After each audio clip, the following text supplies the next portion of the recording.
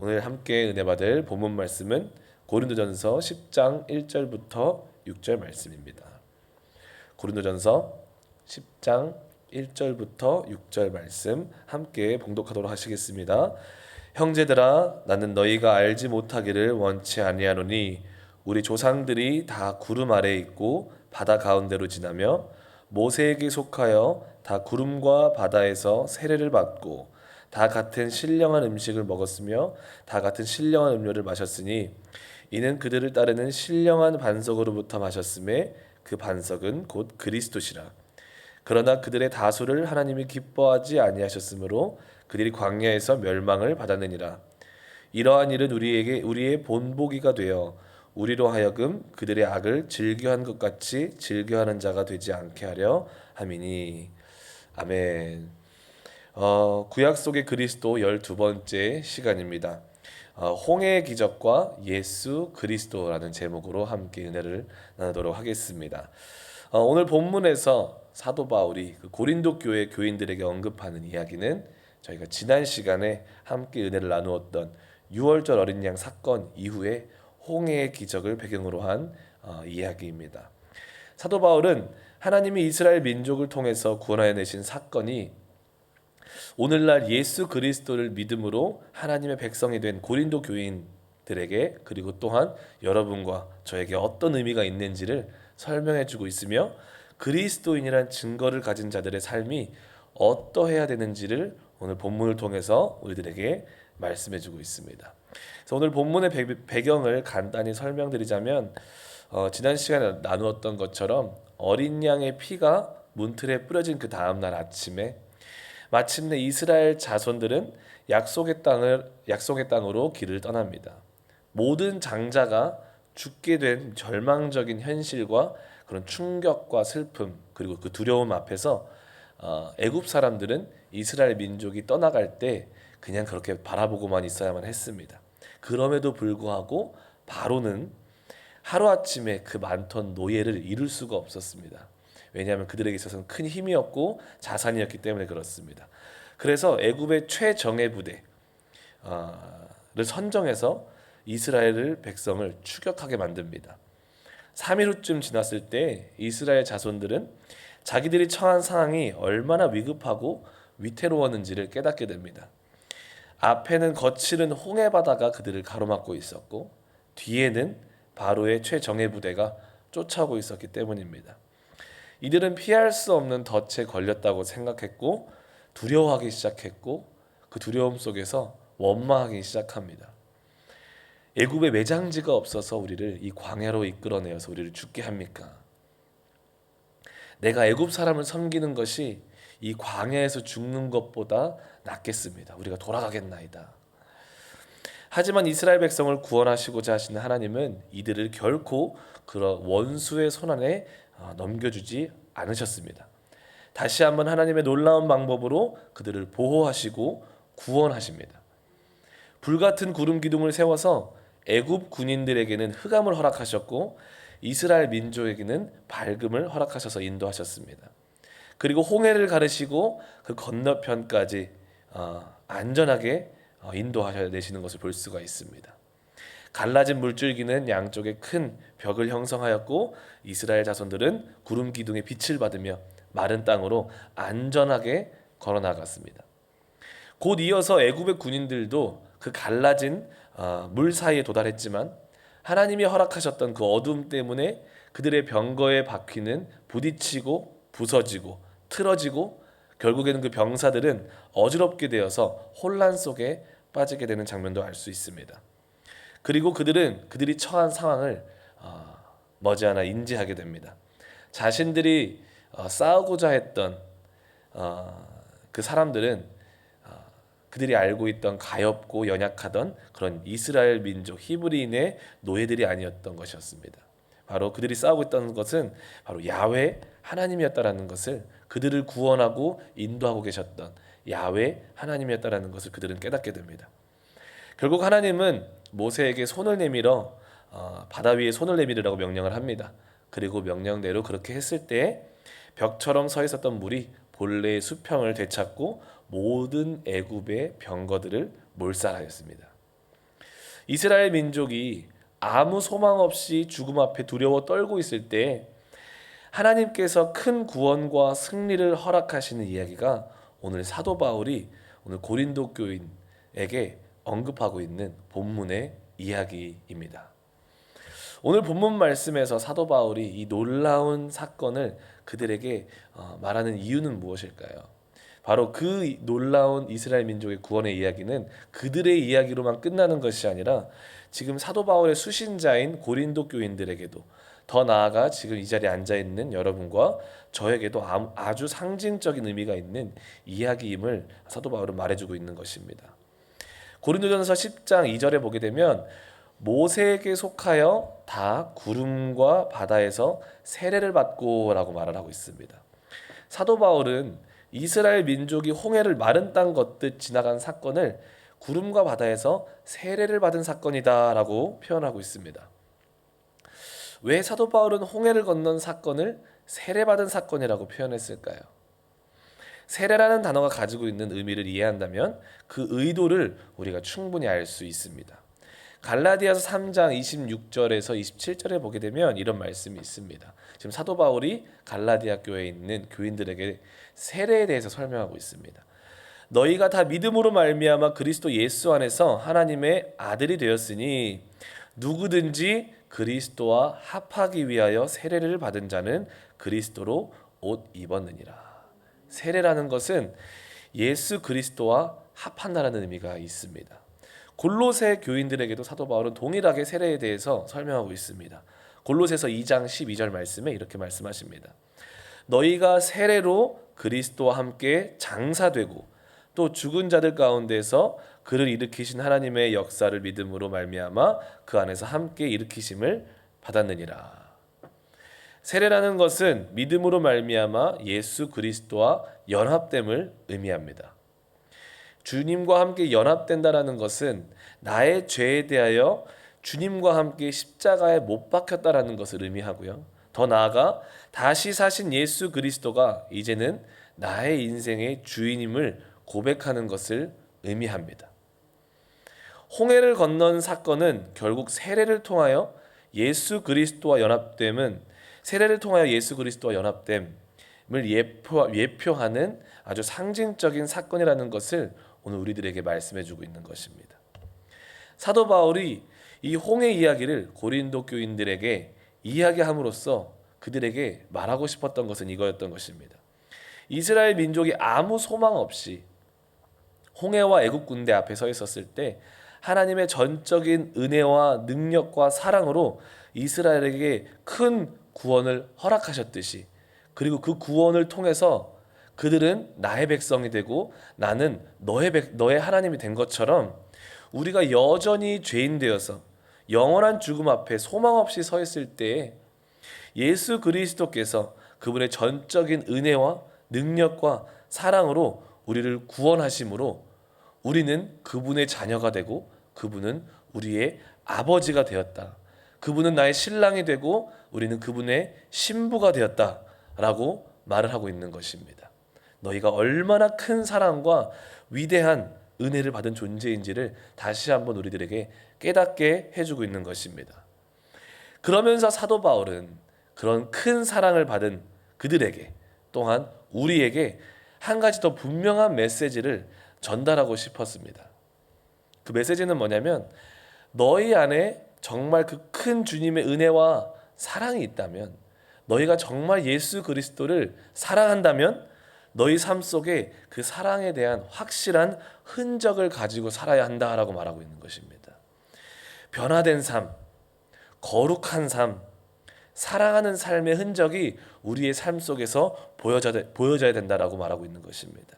왜냐하면 그 흔적이야말로 주님을 사랑하는 나의 인생의 흔적, 주님을 믿는 그 믿음의 흔적이야말로 나의 믿음과 주를 향한 나의 사랑을 증명하기 때문입니다. 고린도 교회를 보게 되면 많은 문제가 있었던 것을 우리는 발견할 수 있습니다. 각종 음란과 부부간의 문제와 우상 숭배의 문제, 사랑하지 못하고 서로 시비와 원망 가운데 서로 소송을 거는 문제들이 교회 안에서 비일비재했음을 알 수 있습니다. 전혀 예수 그리스도를 사랑하는 사람들이 모인 교회로서 그 믿음에 합당한 삶의 흔적들이라고 볼 수 없는 그런 일들이 보여지고 있었던 것이죠. 어떻게 보면 예수님을 모르는 사람보다 더 악독하고 더 이기적이고 더 추한 모습이 그 고린도 교회 안에서 만연했다는 것을 사도 바울이 말해주고 있는 것입니다. 그런 그들을 바라보면서 사도 바울은 홍해를 건넌 이스라엘 민족의 충격적인 이야기를 전해줍니다. 그게 오늘 본문 말씀 5절에서 6절입니다. 이렇게 말씀하시죠. 그러나 그들의 다수를 하나님이 기뻐하지 아니하셨으므로 그들이 광야에서 멸망을 받았느니라. 이러한 일은 우리의 본보기가 되어 우리로 하여금 그들이 악을 즐겨한 것 같이 즐겨하는 자가 되지 않게 하려 함이니.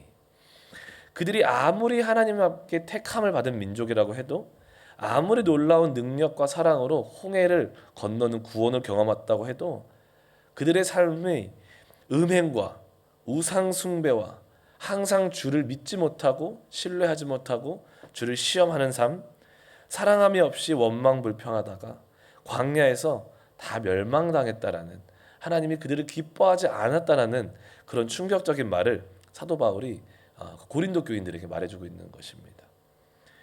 하나님은 그들의 제사를 받지 않으셨고 제사를 통한 그들의 신앙의 고백을 받지 않았다라는 그런 사도 바울의 고백을 보면서 과연 그들은 무슨 생각을 했을까요?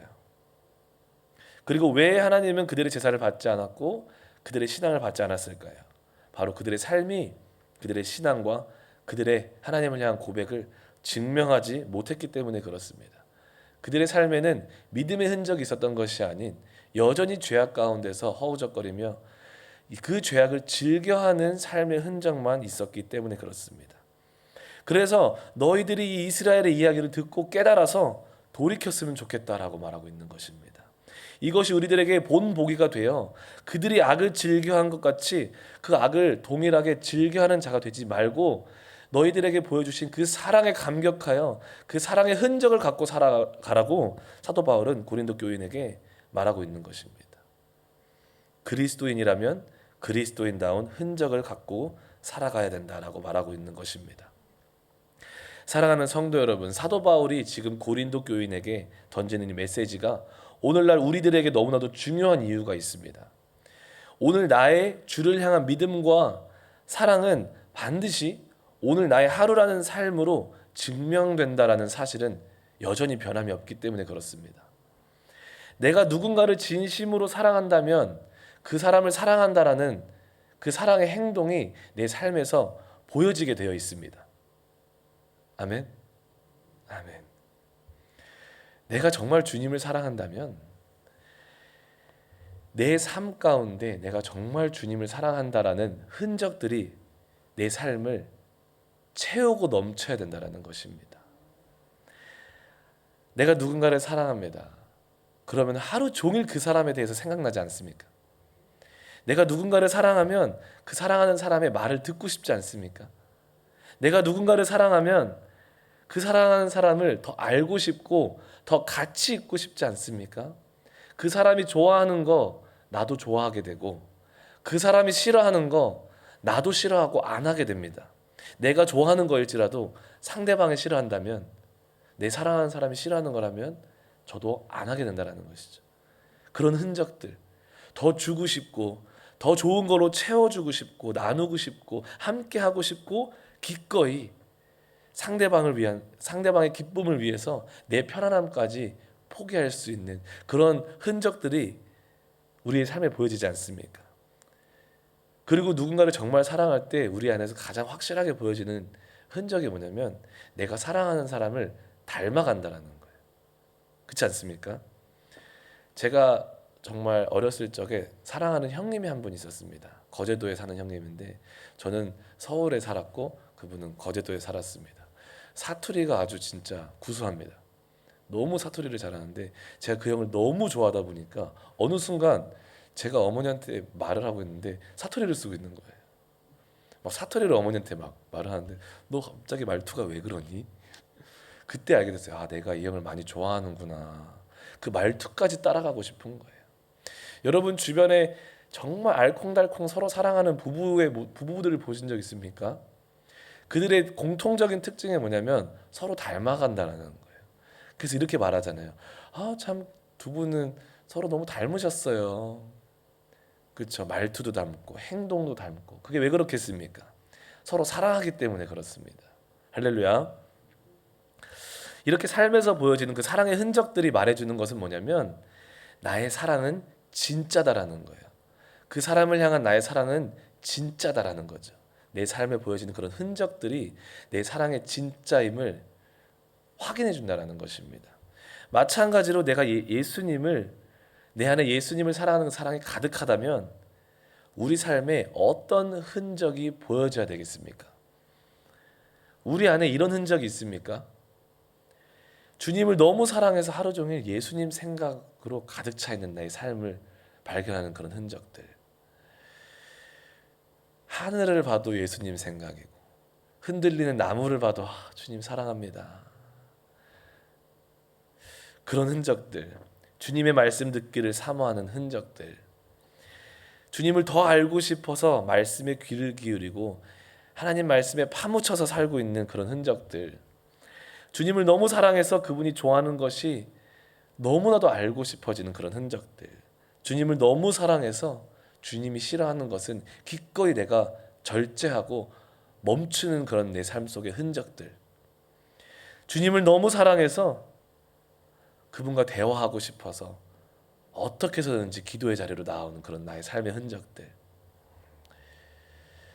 너무 주님을 사랑해서 내 가진 것, 내가 가진 것 중 가장 귀한 것 드리고 싶어서 귀하게 준비해서 주님께 드리는 그런 흔적들, 그분의 이름이 빛나는 자리라면 나의 편안함도 포기하고 나를 기꺼이 드리는 그런 사랑의 흔적들, 그리고 그분을 너무 사랑해서 그분의 언어도 닮아가는 나의 흔적, 그분의 행동을 닮아가는 그런 흔적들, 그분을 사랑하는 사람들을 나도 사랑하게 되는 그런 흔적들. 우리 안에 정말 예수 그리스도의 사랑이 가득 차면 교회 안에서 싸울 수가 없습니다. 왜냐하면 그런 거 있잖아요. 내가 사랑하는 사람이 좋아하는 사람도 나도 좋아하게 되거든요. 그렇지 않습니까? 저는 그렇더라고요. 근데 신기하게 내가 별로 안 좋아, 감정이 안 좋은 사람이 좋아하는 사람은 별로 안 좋아요. 그런 거 경험해 본 적 있으십니까? 그냥 별로 못마땅해요.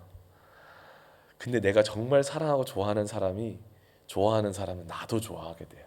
더 친해지게 돼요. 마찬가지입니다. 내가 정말 예수님을 사랑하잖아요.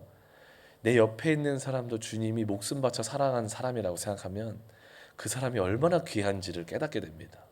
더 사랑하게 되고 더 아끼게 돼요. 할렐루야. 우리 교회 안에 그런 사랑에 충만하기를 소망합니다.